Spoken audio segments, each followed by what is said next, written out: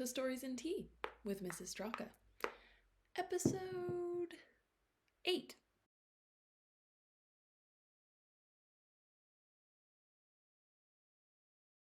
So, we are at chapter 4. I realize some of these have gotten a little long, especially the last one, so I'm going to try to keep it shorter. It might mean we take a little longer to get through this book, but pros and cons. We'll just work with it. Okay, chapter 4. After we first have a sip of Pu'er tea. High caffeination from China. Ooh, all right, here we go. I'll try not to read too fast because I feel like that's going to happen. For all the sleep I got that night, I may as well have stayed up with the hoot owls. Every time I closed my eyes, I'd start seeing monkeys. They would come by in a long line, one behind the other, leaping and squealing. Each monkey had a price tag hanging from his neck, telling how much he was worth. I wouldn't get too excited until that $100 monkey came leaping by. Every time he passed, he would stop and laugh at me, and I'd wake up wringing wet with sweat and have an upside-down fit.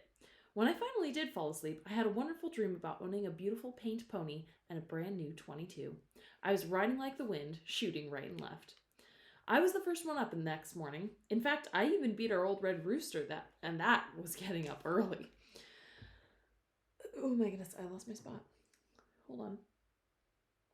I was out at the woodpile, splitting kindling, when he came sailing out of the henhouse. Ruffling his feathers, he hopped on the rail fence, threw his head back, and told everything within hearing distance that it was a beautiful Ozark morning, and it was time to start stirring. Papa came out of the house with a milk bucket in his hand. Yawning and rubbing the sleep from his eyes, he looked at me and said, "You're up kinda early, aren't you?" "I guess I am, Papa," I said. "I wanted to get my chores done so I'd have a good day at those monkeys. I believe I can have a sack full of them before sundown." Looking concerned, Papa said, "You know, I've been thinking about this monkey catching business of yours. I still think there's more to it than you think there is. Those monkeys may be too smart for you." "Papa," I said, "surely monkeys couldn't be any smarter than coons are. I've caught all kinds of coons. Why, I've even caught a couple of red foxes, and you know how smart they are." "I know," Papa said, "but it might be a little different catching monkeys. I just hope you haven't overloaded your wagon. It's not good for a boy to want something with all his heart and then be disappointed. Things like that can hurt a long time." The way Papa was carrying on had me a little worried. Then I remembered what my grandpa had told me. "Papa," I said, "Grandpa says there never was an animal that couldn't be caught." "Well, I hope your grandpa knows what he's talking about," Papa said, walking off towards the barn. I thought Mama would never get breakfast ready, but she finally did, and I set a new record for the time it takes a 14-year-old boy to eat a meal. While I was out in our cellar getting some apples, Mama fixed a lunch for me and put it in a paper bag. After putting my traps, lunch, and apples in a gunny sack, I called Rowdy and lit out for the bottoms to make my fortune. Just as we walked out of our fields into the thick timber of the bottoms, a big fat swamp rabbit popped out of the brush pile and tore down a game trail. Old Rowdy saw the rabbit about the same time I did. He lunged and let out one of his famous catch-rabbit balls. For a second, I was so excited I almost forgot myself and was just about to urge Rowdy on when I thought of that old man of the mountains.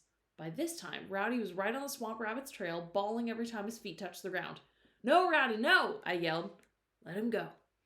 Rowdy threw on the brakes, turned, and looked at me as if he knew I had lost my mind. That was the first time I had ever called him back from chasing something, and he couldn't understand it at all. He just stood there in the middle of the trail, looking very surprised. "Come here, boy," I said, slapping my leg with my hand. "I see right now that if I don't have a talk with you, you're going to mess everything up." Rowdy came to me, but not willingly. He couldn't understand what had come over me. Kneeling down, I put my arms around him and said, "Look, boy, we're not hunting for anything today but monkeys. And whatever you do, don't catch anything else. I don't care if something runs over you. Just let on like you didn't even see it. Now, I know this sounds crazy, but I mean it. You see, there might be an old man sneaking around in these woods looking out for all the animals, and if we catch anything, he'll cause us to have bad luck. All he has to do is point a stick at us, and we'll have all kinds of bad luck. We couldn't catch a June bug, much less a monkey." Even though I tried my best to explain to Rowdy that I didn't want him to catch anything, I don't think he understood why. It's hard to explain things like that to a rabbit-hunting hound. Side by side, walking as quietly as tomcats on the prowl, we moved on into monkey country. It was so still in the bottoms, I could hear my heart thumping. Every nerve in my body was tight as the iron bands around a rain barrel. I went right back to the bur oak tree where Rowdy had treed the monkey and started looking it over. I looked on every limb and in each dark shadow.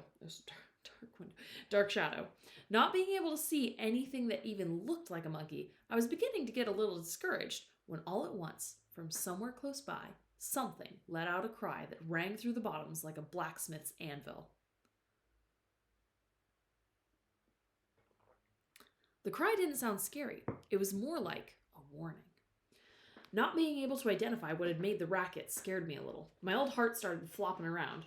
It seemed like every time I got scared a little, my old heart was the first one to know about it. I never could understand why it acted that way. To make things worse, old Rowdy growled way down deep and started walking around stiff-legged, like he was getting ready for a fight. In a quavering voice, I whispered to Rowdy, "What in the world was that? It couldn't have been a monkey. Monkeys are little bitty things. Whatever made that racket must have been big as a barn." That one loud cry was all I heard, and again, silence closed in around us. I sent Rowdy to do a little sniffing around. It was an old game to me, and one I never grew tired of playing. I could follow every movement my old dog made by ear. Over on my left, a twig snapped, and there was a padding of soft feet. Then ahead of me, a small bush wavered as his ghostly shadow passed beneath. He moved on to my right, and I heard the scratching of his claws on bark as he walked a log. Ending up behind me, I heard his loud snufflings and a rustling in the leaves. Old Rowdy had made a complete circle around me, and I knew that if tracks of anything dangerous had crossed the line of that circle, he would have let me know about it. Rowdy was gone for about 5 minutes. When he came back, he didn't act like he'd seen anything more than a grasshopper. As if he didn't have a worry in the world, he sat down on his rear and started digging a flea that wasn't even there. Feeling much better, I started setting my traps like Grandpa had told me. All around the bur oak, about 3 feet out from the trunk, I dug 6 small holes in the soft soil. Then one by one, I mashed the trap springs down with my foot and set the triggers. Very carefully, I placed a trap in each hole and covered it with leaves. I didn't tie the trap chains to anything because I didn't figure that a little monkey could do much climbing with a trap on his foot. Then I took 6 apples and punched a nail deep down in each one. Tying short pieces of string to the heads of the nails, I hung an apple to the underbush above each trap. When I finished, I had a complete circle of traps around the trunk of the bur oak tree. Backing off to one side, I took a good look at my trap setting. It looked like a pretty good job to me. In fact, at that moment, I felt sure Daniel Boone would have been proud of me. The traps were completely hidden. All I could see was those big red apples hanging there. They looked so good I kind of wanted to take a bite out of one myself. I was still standing there admiring my work when from the corner of my eye I thought I saw movement in the branches of a sycamore tree. It was just a flash, and I didn't see it again, but I was pretty sure I had seen something. Picking up my gunny sack, I whispered to Rowdy, "I'm not sure, boy, but I think I saw something. It could have been a monkey. Come on, let's hide and see what happens." About 35 yards away, but still in view of my traps, I found a small opening in the thick stand of elders. It was a dandy hiding place, and I proceeded to make myself comfortable. Taking my lunch and apples from the gunny sack, I laid them on to one side and sat down on the empty sack. Now, I never did like to wait for anything. It seemed that half of my life had been wasted away waiting for things. I had to wait for Christmas and Thanksgiving, then there was a long spell of waiting for spring and fishing time, and now I was waiting for a monkey. The longer I sat there, the more uncomfortable I became. First I got hungry, then I got thirsty. The sack I was sitting on got hard as a rock, and my tailbone started hurting. I got hot and began to sweat. Deer flies and mosquitoes came and started gnawing on me. Just about the time I had convinced myself there wasn't a living thing within 100 miles of me, up popped a monkey, and out popped my eyes. I never did know where that monkey came from. One instant, there wasn't as much as a jaybird around the traps. Then, as quick as Mama was with a peach tree switch, there was a monkey. I could have sworn that he had just popped up out of the ground. Anyhow, he was there, standing on his spindly legs, staring at those big red apples. I held my breath, watched, and waited. For several seconds, the monkey just stood, staring at the apples and twisting his head as if he were trying to make up his mind about something. Then he started jumping around and squealing and making all kinds of noises. The next thing that happened all but caused me to have a jerking spell. It started raining monkeys. They seemed to come from everywhere, down from the branches of the bur oak tree, from out under the brush, and everywhere. There were big monkeys and little monkeys, fat monkeys and skinny monkeys. I was paralyzed. It looked like 10 jillion monkeys, sleeping and squealing. They bunched up about 10 feet from my traps and started chattering as if they were talking something over. Before the monkeys showed up, Rowdy had been lying at my side. Growling and showing his teeth, he started getting to his feet. He was ready to tie into those monkeys, and I knew it. I laid my hand on his back, and I could feel his muscles nodding and quivering. "Rowdy," I whispered, "for heaven's sake, don't do anything now. Those monkeys are worth more money than we'll see the rest of our lives. If you make any noise and scare them away, I'll tie you in the corn crib for a year, and I won't even give you a drink of water." Hold on. My throat hurts slightly. Of course I didn't mean it, but Rowdy thought I did. He laid down again and kept his mouth shut. One little monkey, bolder than the others, left the bunch and started over toward my traps. I reached for my gunny sack and got ready. Just when I thought for sure the monkeys were going to rock into my trap, the same loud cry that I had heard before rang out through the bottoms. As if the cry were some kind of signal, the monkeys stopped chattering and stood still. The one that I had thought was going to get into my trap hurried back to the bunch. I could tell that whatever made the cry was much closer now than it had been before, and I didn't feel too good about it. "Rowdy," I whispered, "keep your eyes open, and whatever it is that's squalling like that, don't let it get too close to us." The way old Rowdy was sniffing and looking, I could tell whether he was mad or scared. This didn't help me at all. I put a lot of confidence in old Rowdy, and if he was scared, then it was time for me to be getting away. I was trying to make up my mind what to do when I heard the cry again, this time so close it made my eardrums ring. My hair flew straight up and felt as if it were pushing out the top of my old straw hat. The noise was coming from above me. I started looking around in the treetops. On the limb of the big sycamore, I saw something. At first, I thought it was a boy. It looked just like a small boy standing there on a limb. I wondered what he was doing up in a tree screaming his head off. Maybe he had climbed the tree and couldn't get down. I had done that several times, and Papa had to come and help me. Then, again, he might be a crazy boy. Daisy had told me crazy people did all kinds of things.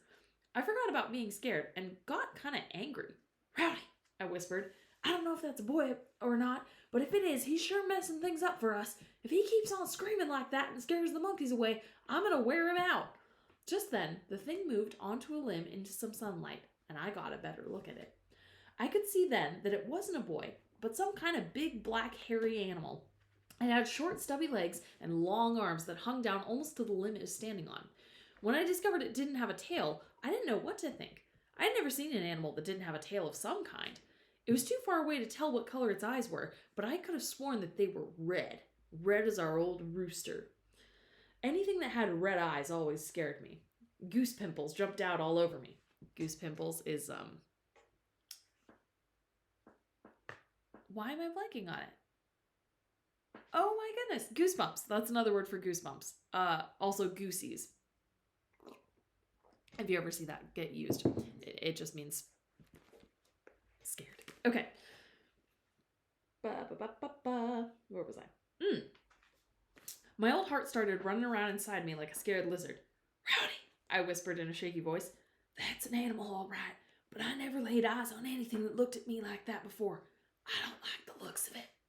I had just about decided that my monkey catching days were over and was getting ready to get away from there when I remembered what my grandpa had told me about that $100 monkey. He had said it was different from the other monkeys, and that thing I was looking at sure didn't look like the other monkeys. Just then, the big monkey let out another cry, and running to the end of the limb, he leaped high into the air. I was so startled by this, I stood up. I thought sure that he had sprouted wings and was flying away. Instead, he lit into the branches of the bur oak tree, and using those long arms, he started dropping down from limb to limb and landed on the ground between the little monkeys and my traps. This all happened so fast, it left me a little breathless. I thought squirrels could move around in timber, but they couldn't do anything that monkey couldn't do. Every move he made was as sure as Daniel Boone's musket, and as smooth as the dasher in Mama's old churn. All the time this had been going on, the little monkeys hadn't made a sound. They just stood there in a bunch, watching every move the big monkey made. About that time, one of them decided that as long as there were some apples around, he may as well have one. He left the bunch, and with his skinny tail sticking straight up in the air, he started toward my traps.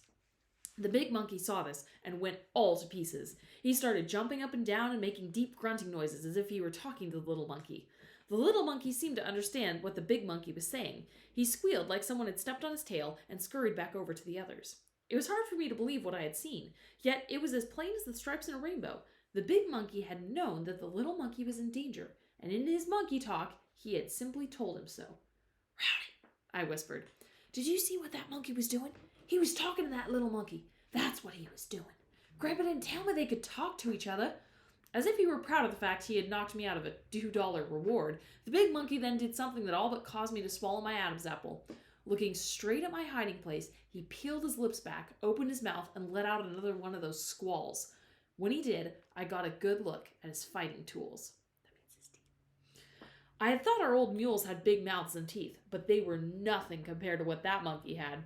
To me, it sure looked as if he could have thrown a pumpkin straight down his throat and never scratched a peeling on one of those long teeth. "Holy smokes, Rowdy," I whispered. "Did you see those teeth? You better think twice before you jump on him. He could eat you up, collar and all." Rowdy didn't seem to be in the least bit scared. If I had said, "Sick 'em," he would have torn out those elders like a cyclone. He may have taken a whipping, but there would have been a lot of monkey hair flying around when it was going on. I didn't have to worry about the big monkey jumping on us. Instead, he turned, and still making those deep grunting noises, he walked up within 2 feet of a trap and stopped. For several seconds, he just stood there, looking at the apple and all around at the ground. He kept making funny little noises, as if he were talking to himself. The strain was almost more than I could stand. My insides got all knotted up, and I felt like I was going to bust wide open. If the monkey hadn't done something about that, I think I would have. Instead of stepping in my trap, he just reached out with one of those long arms, took a hold of the apple, and pulled on it until the nail came out. Holding the apple in his paw, about like I would if I were eating one, he opened his big mouth, took one bite, and tossed what was left to the little monkeys. This caused a loud commotion. The little monkeys started fighting over the apple. I never heard so much squealing and chattering. In no time, there wasn't as much as a seed left. I sat there as if I were frozen to the ground and watched that big monkey walk all around the bur oak, taking the apples and never stepping in a trap. One bite from each apple was all he seemed to want. What was left was tossed to the little monkeys. When the last apple had disappeared, the big monkey did something that made me wonder if I wasn't seeing things. He started turning somersaults and rolling around on the ground. At the same time, he was making the bottoms ring with a peculiar noise that he hadn't made before. Now, I had never heard a monkey laugh and didn't know that they could. But as I sat there watching the capers of that big monkey, it didn't take me long to figure out what he was doing. He was laughing at me. I was sure of it. I even remembered the dream I had had about that $100 monkey, how every time he came leaping by, he would stop and laugh at me. The little monkeys seemed to know that something funny was going on. They started screeching and chattering like a bunch of squirrels in a hickory nut tree. My neck and face got all hot, and I knew I was blushing, but I couldn't help it. That was the first time I had ever had a monkey laugh at me. I looked at old Rowdy. The way I was feeling, if he had been laughing, I would have taken a stick to him. But Rowdy wasn't laughing. He was just as serious about catching those monkeys as I was. All at once, the big monkey stopped making a fool out of himself and turned to the little monkeys. Uttering a couple of those deep grunts, he just seemed to rise up in the air like a fog off the river and disappeared into the branches of the bur oak tree. The little monkeys followed him, zip, zip, zip, one behind the other. After all the monkeys had disappeared, it got so still around there you could have heard a grasshopper walking. I looked at Rowdy, and Rowdy looked at me. "Did you ever see anything like that, Rowdy?" I said. "Grandpa was right when he said that monkey was smart. I didn't think he was that smart. Why, he knew all the time we were here. And he sat right up there on that sycamore limb and watched me set my traps. And then he stole all my apples and laughed at me. Now how do you like that?" My first go around with the monkeys left me a little discouraged, but not too much. After all, my grandpa had taught me practically all there was to know about the trapping business. I figured it was just a matter of time until I'd have them all in a sack. Trying to act like nothing had happened, I said, "Rowdy, that monkey may not know it, but he's messing around with one of the best trappers in these Cherokee Hills. If he comes back one more time, we'll see who does the laughing. Let's try the old mouse-catching trick on him. I think that will stop his laughing business." Rowdy whined and licked my hand. That gave me a lot of confidence, and I felt much better. Taking 3 more of my apples, I set them on a log. Then taking my pocket knife, I cut them in half. Walking over to where my traps were, I lifted them from their hiding places and tripped the triggers with a stick. Untying the strings from the nails and brushes, I used the short pieces to tie half an apple to the trigger of each trap. I wrapped those pieces of apple to the top of the triggers as tightly as I could and tied the ends of the strings in hard knots. Then I reset the traps and placed them back in the holes. Very carefully, I covered each trap with leaves, but left the apples in plain sight. So basically, if you touch the apple, the trap will close on your hand. So you can't, instead of it hanging above and hoping they step onto it, it's sitting on the trap. So if you touch the apple at all, it'll onto your hand or paw if you're a monkey. Ooh. Backing off to one side, I took another good look at my trap setting. Every time I had set a trap, I had been proud of the way I'd done it, but on that day, I was especially proud. You could see the pieces of apple all right, but you sure couldn't tell there were any traps there. Not one shiny piece of metal could be seen. Rowdy, I said, I don't care how smart that monkey is. If he gets one of those apples, he's going to wind up with a trap on his foot, and that's all there is to it. All the time I kept resetting my traps, I kept looking around in the trees for a monkey. I didn't see one, but I had a feeling there were 10,000 monkey eyes looking right at me. Bumping it. Feeling about as smart as old Trapper Dan himself, I said, "Come on, Rowdy. I think the monkey will start rolling in now." I didn't go straight back to my hiding place. Instead, I took off in another direction, circled round, and came back to it. I thought I was being smart doing this, but I felt a little silly too. Because if that big monkey was sitting somewhere in the top of a sycamore tree, he was probably watching every move I made. I was so sure I would catch a monkey this time, I didn't sit down on my gunny sack. I held it in my hand so it'd be ready to sack him up the instant I heard the snap of a trap. It seemed that Rowdy and I had hardly gotten seated when here came the monkeys, leaping, squealing, and chattering. "Boy, Rowdy," I whispered, "that sure was fast, wasn't it? They must have been waiting for us. Why, the way they're acting, they must think we're playing some kind of a game. They won't think it's a game when I get a few of them in a sack, though." It was a little different this time than it was before. The big monkey was the first one to touch the ground, and he was standing very close to one of my traps. The little monkeys were milling around everywhere. They didn't seem to know what was going on, but every time one got close to a trap, the big monkey would fly out of gear like a mama jaybird when I wanted to take a look at her babies. He would scream like someone had slapped a branding iron on him and start jumping up and down and making those deep grunting noises. He would run at the little monkeys and scare the daylights out of them. Finally, he succeeded in herding them all to one side where they bunched up and stayed. If I had known what that big monkey was going to do next, I wouldn't have stayed there and watched it. Again, he walked over close to one of my traps and stopped. I knew that I was watching a monkey, but he still looked like a small boy standing there trying to figure something out. Once, he bent over so he could get a better look at things. Then he reached up. Pardon me. Hold on.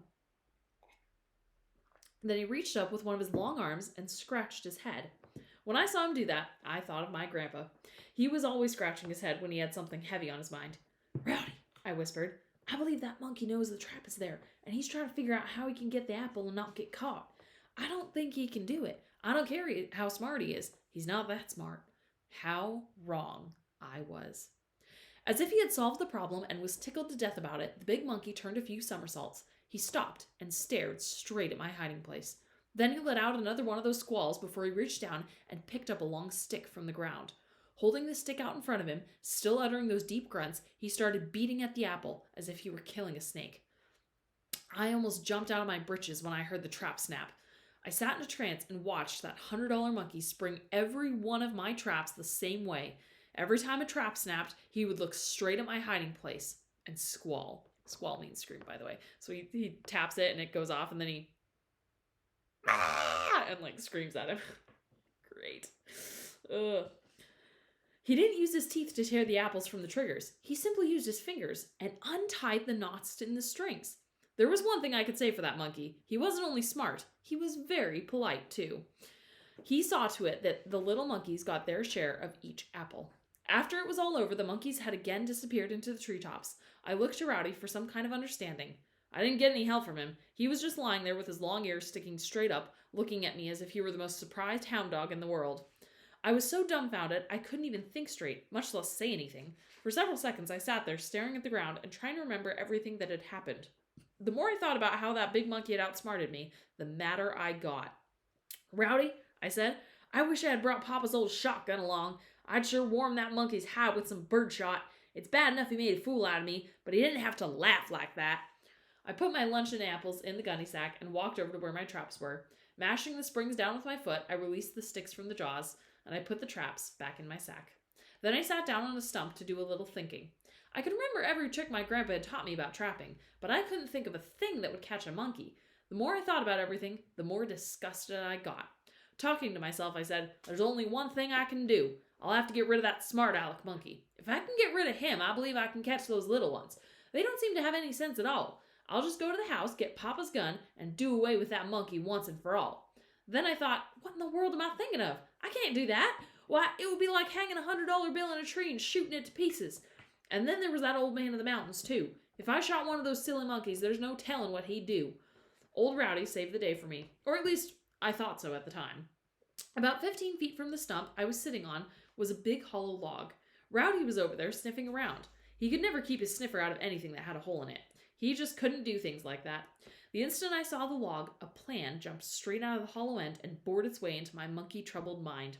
I walked over to the log, got down on my knees, and looked into the hollow. It was perfect. The hollow was large and went back about 4 feet. I was so pleased I could have kissed old Rowdy, but he never did like to be kissed. Patting the log with my hand, I said, "Rowdy, you could have sniffed all over these bottoms and not found anything this good. This is just what I've been looking for. I'll put my apple back in the hollows and set my traps out here in front. Now, if that smart monkey wants an apple, he'll have to wade through all my traps to get one. If he can do that and not get caught, then we're just beat, and that's all there is to it." Rowdy seemed to know I was pleased about something. He reared up on me and tickled my ear with his long pink tongue. "Come to think of it, Rowdy," I said, "I'm starving to death for a drink of water. Let's go get a drink first, and then we'll really get after these monkeys." Not far away, at the upper end of an old slough, the cool, clear water of a spring gushed out from under the roots of a huge gum tree. I always figured that the spring belonged to Rowdy and me. We had discovered it on one of our exploring trips, and I even named it Jayberry Spring. We had a good drink, and I washed my hot face in the cool water. There never was a time that Rowdy and I prowled those Cherokee bottoms that we didn't run into all kinds of surprises. But when I got back to the bur oak tree, I got the biggest surprise of my life. Everything I owned was gone.